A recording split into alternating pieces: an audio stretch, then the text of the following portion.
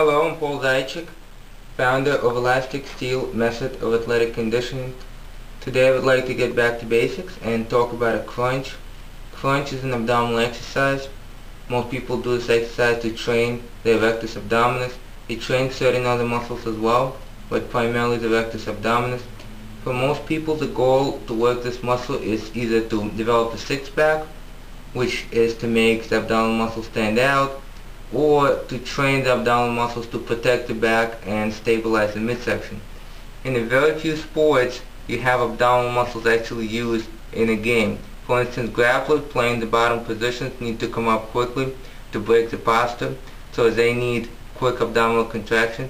However, very often the abdominals should be contracted slowly, keeping the muscles in balance. Okay? Crunch is a good exercise for that, a very basic crunch. Over the years I noticed that a lot of people do not exactly understand how to do the crunch. They see the basic movement, but they do not see certain things, and those things are missed very often. So I would like once again get back to basics and talk about that very basic point, how to do a crunch. Okay? So for a crunch, you lie down on your back. Okay, your knees are bent, your feet are flat. You can keep your hands here, you can keep your hands here behind your head, whatever you like. Okay? Now, a very basic point about a crunch is this. As you come up, the abdominals contract. However, as you come down, the abdominals relax and your body is not completely on the floor. Okay? The reason that happens in a lot of people is that there's a space here. Okay? The fact that the space is here increases the fulcrum up. Okay, so the fulcrum is up here and not down here.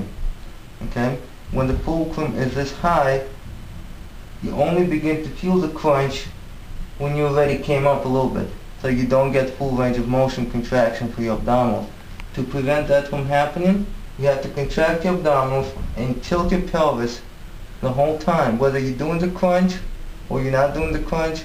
Your body is on the floor or your body is up. Okay? You have to tilt the pelvis back, okay, and contract your abdominals this way.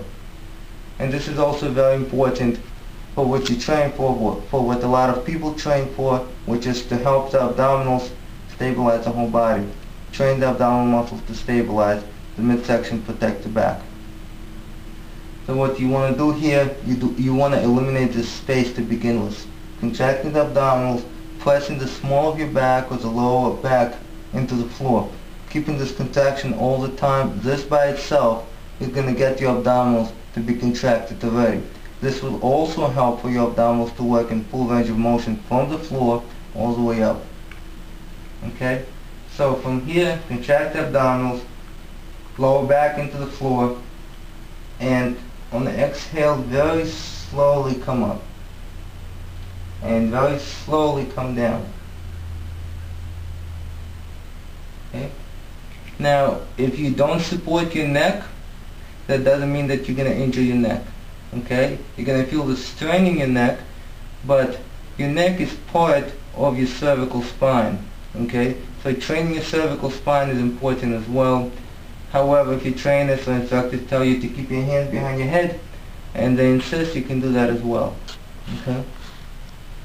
So one more time, very slowly, feeling the whole movement. It's a small movement, so you have to do it very slowly to keep all the range of motions, to keep the whole distance, although it's a small distance, but to keep the whole contraction and control, you have to do it very slowly. So here we exhale, come up. Once again, make sure this does not happen. If this happens, you're shifting the fulcrum. Okay? Keep your lower back pressed into the floor. Coming up. Coming down. Now there's a tendency to release. Don't release. Now if your neck feels too tight, you can place your head on one side. Stretch the neck for a little bit, turn it to the other side. Stretch your neck for a little bit. Okay, that's a very common problem. And one more thing, the lower back. Very often, if you start to do your crunches this way, you haven't done it this way before, okay, with a posterior tilt, you're going to feel something in your back. And very often people think that they're hurting their back and they rather not do the crunches this way. What really is happening is your psoas is attached to your spine, okay? And this movement slightly stretches your psoas. So by doing this and coming up, feeling something in your back, usually what you're feeling is your psoas muscles, okay, stretching. Stretching your psoas is a good thing. There's a very minor stretch, but it's there, okay? So that is basic crunch. Going over it again, very simple. Keep your lower back on the floor.